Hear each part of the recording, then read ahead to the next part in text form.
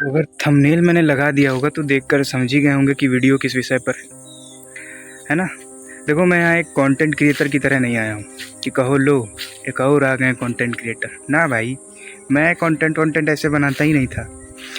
तो मतलब वो आदमी 18-20 दिनों से बैठा हुआ है यार, भूख हड़ताल पर है। वो हमारे लिए लड़ रहा है, एजुकेशन सिस्टम के लिए लड़ रहा है। और एजुकेशन सिस्टम से ना मेरी पुरानी दुश्मनी है। पता है क्या है? मैं चिढ़ा हुआ हूँ इस एजुकेशन सिस्टम से। बचपन से लेके आज तक ज़बरदस्ती स्कूल भेजे से जाने से लेके गुड मार्क्स लाने तक का इमोशनल ड्रामा और ये वो मैं पक गया है भाई। ठीक है, मैंने बहुत पढ़ लिया। ये एजुकेशन सिस्टम हमारे लिए नहीं बना है। और क्या फ़ायदा सरकारी नौकरी या बहुत ज़्यादा इंटेलिजेंट बन जाने, जब ऐसा देश हो जहाँ सब सोए पड़े हों। वो आदमी लगभग 18-20 दिनों से जंतर मंतर पे भूख हड़ताल पर बैठा है और एजुकेशन सिस्टम सुधारने की मांग कर रहा है। कोई सपोर्ट ही नहीं है। यहाँ वैसी बात हो जाए अगर अभी, तो लोग सड़कों पे उतर आते हैं। जैसे कि फॉर एग्जांपल कोई बाबा जी आ जाएं अभी, उनको लेकर कितना बवाल मचाएंगे लोग, है ना। इतना बवाल मचाएंगे कि पूछिए नहीं। सड़कें जाम हो जाएंगी, टीवियों पे बढ़िया हेडलाइंस में दिखाया जाएगा और लोग मार तमाम तरह की ढंगूसले करेंगे, ये वो। और इस मुद्दे पे कोई वैसा है ही नहीं। मतलब क्या है ये वो आदमी मर जाएगा एक दिन, तो मैंने सोचा यार कम से कम एक वीडियो तो बना ही देता हूँ। कुछ नहीं, 2 ही लोग मेरी वीडियो देखेंगे, कम से कम कुछ तो सोचेंगे। पागल ही कहेंगे, मुझे गाली ही देंगे। ठीक है, मैं गाली सुनने के लिए तैयार हूँ। ठीक है, तो क्या बताएं यार, जिस घटिया एजुकेशन सिस्टम के वो खिलाफ है, मैं भी हूँ।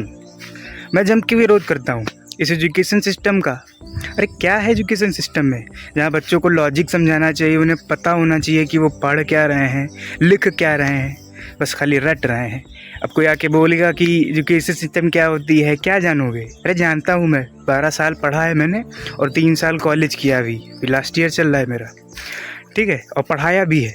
तो 1 साल मैंने पढ़ाया है स्कूल में, तो मुझे पता है कि एजुकेशन सिस्टम होता क्या है। ठीक है, बेचारे बच्चे, क्या बोलूँ मैं, स्टूडेंट्स को लिखते हैं, दिन भर लिखते रहते हैं। घर आके लिख रहे हैं, ट्यूशन में थोड़ा बहुत पढ़ लिया तो पढ़ लिया, नहीं वहाँ भी लिख रहे हैं। पूछो क्या कर रहे हो बेटा? बेटा बोले वर्क कंप्लीट कर रहे हैं। अरे 5-10 साल के बच्चे बेचारे, जितना लंबा बड़ा उन्होंने कभी उतने खिलौने को ना लादे हों, उससे बड़ा स्कूल बैग टांग के जाते हैं। ये है हमारा एजुकेशन सिस्टम, है ना। समझने की कोशिश करो भाई, समझने की कोशिश करो। और उन बच्चों को समझाने की कोशिश करो तो समझते ही नहीं, क्योंकि पता है समझ जाएंगे तो क्या कर लेंगे समझ के। पेपर में लिखना है तो रटना तो पड़ेगा ही, है ना, तभी तो नंबर मिलेंगे। क्योंकि समझ में आ गया तो लिखा गया, अब लिख नहीं पाएंगे, है ना। इंग्लैंड में या अमेरिका में पैदा हुए होते तो इंग्लिश बोल रहे होते, लिख भी रहे होते, है ना, बना के। अरे मदर टंग हिंदी है, बेचारे लिख इंग्लिश रहे हैं, बोल हिंदी रहे हैं, लिखना और पढ़ना इंग्लिश है ना। जिस देश में उसकी ही भाषा का सम्मान नहीं होगा, वो देश कभी आगे नहीं बढ़ सकता है। मैं ज़्यादा नहीं बोलूँगा, पर क्योंकि टॉपिक चेंज हो रहा है, फिर कहा भी किसी दिन और किसी वीडियो में अगर मौका मिला तो मैं डिस्कस करूँगा ज़रूर। खैर, सोनम वांगचुक जो लोग नहीं जानते, बता दूँ कि 3 इडियट तो देखे ही होंगे, है ना। अब मुझे ठीक से याद नहीं है, शायद कुंग पता नहीं क्या नाम था, वही है वो, है ना।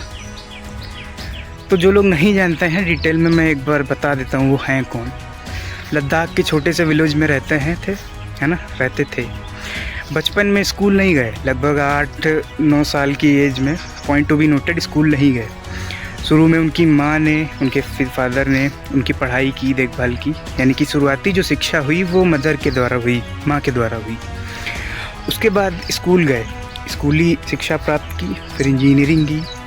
उसके बाद उन्होंने सस्टेनेबल आर्किटेक्चर, मतलब वो नेचुरल रिसोर्सेज से, जैसे कि मिट्टी के, है ना, उस चीज़ में उन्होंने स्टडी की। खैर, इस सब के बाद उन्होंने इस्टेब्लिश किया सेकमॉल, SECMOL, यानी students educational and cultural movement of Ladakh.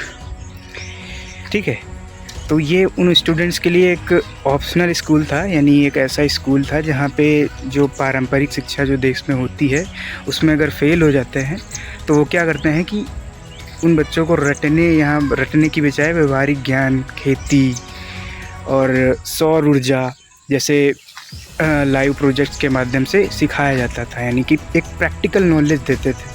जो स्कूलों में फ़ेल हो गए हैं मान लीजिए तो वहाँ जा सकते थे। खैर ये किसी गवर्नमेंट द्वारा वो नहीं था, ये प्राइवेट ट्यूशन के तरीके था जहाँ पे वो खुद से पढ़ाते थे।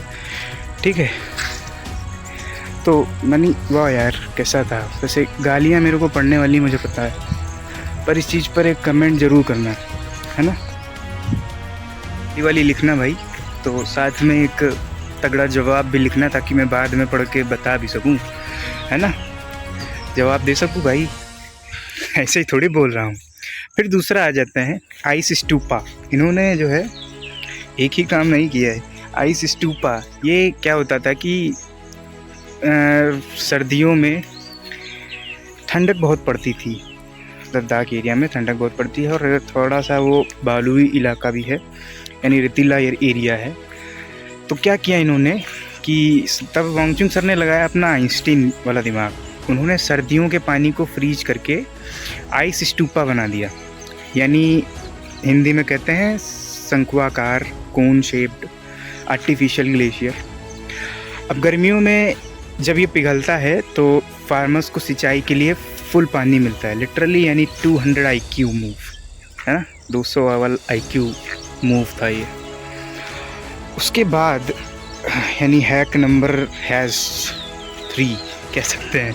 ठीक है, -15 डिग्री सेल्सियस में बिना हीटर के 15 डिग्री सेल्सियस की वाइब कह रहा हूँ, एकदम इसको सत्य मत मान लेना, बता रहा हूँ समझने के लिए।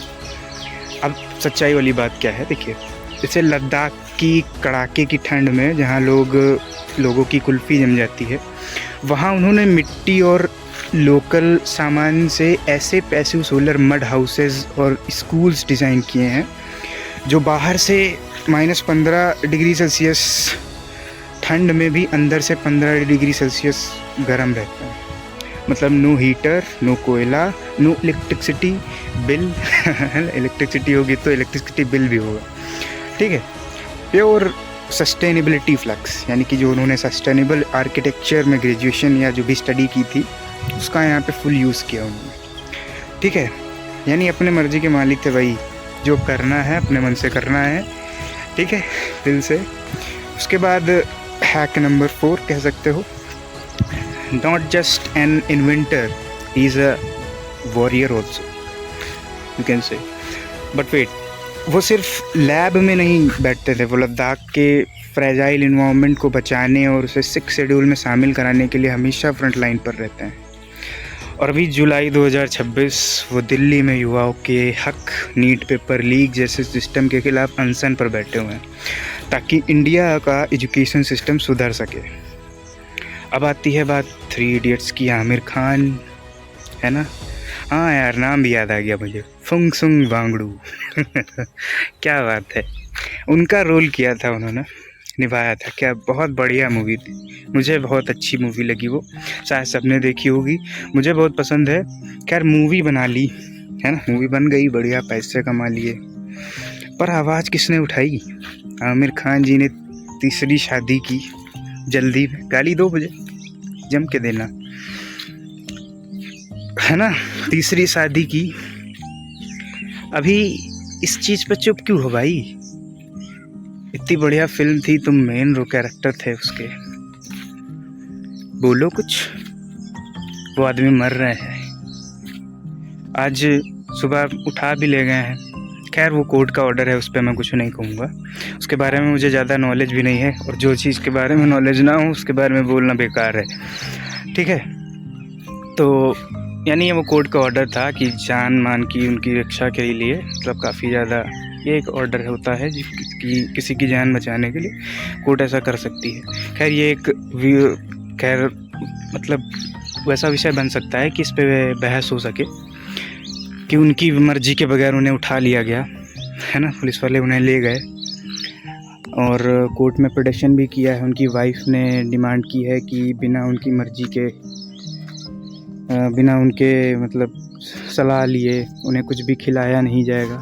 और उन्होंने ये भी कहा है कि उन्हें अपनी मर्जी के हॉस्पिटल में उन्हें ले जाया जाए, निमन अपने जिस हॉस्पिटल में वो चाहती हैं उसमें जाना चाहती हैं। ठीक है, तो खैर इसको छोड़ते हैं। आमिर खान जी ने आवाज़ नहीं उठाई और कई सारे लोग चुप बैठे हुए हैं। कई सारे लोगों ने आवाज़ उठाई भी, मुझे अच्छा लगा। खैर चुप हैं, कम से कम किसी ने ट्वीट किया, किसी ने थोड़ा सा वीडियो ही बना दिया, वहाँ तक गए नहीं उठ के। कोई बात नहीं, ना मिलो, इतना ही काफ़ी है। खैर मुझे मौका मिलता मैं तो ज़रूर जाता, लेकिन मेरे पास वो कंडीशन नहीं है कि मैं वहाँ जाऊँ, पर मैं वीडियो बना सकता हूँ, मैं वो कर रहा हूँ।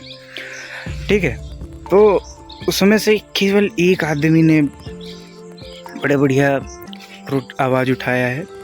पता है वो कौन है? खैर उनके बारे में मैं पहले बाद में बताऊंगा, लेकिन यार क्या बताएं, किसी ने आवाज़ उठाई उनके प्रोटेस्ट को लेकर, आंखें फूट गई, या फिर बाकी समझदार के लिए इशारा काफ़ी है।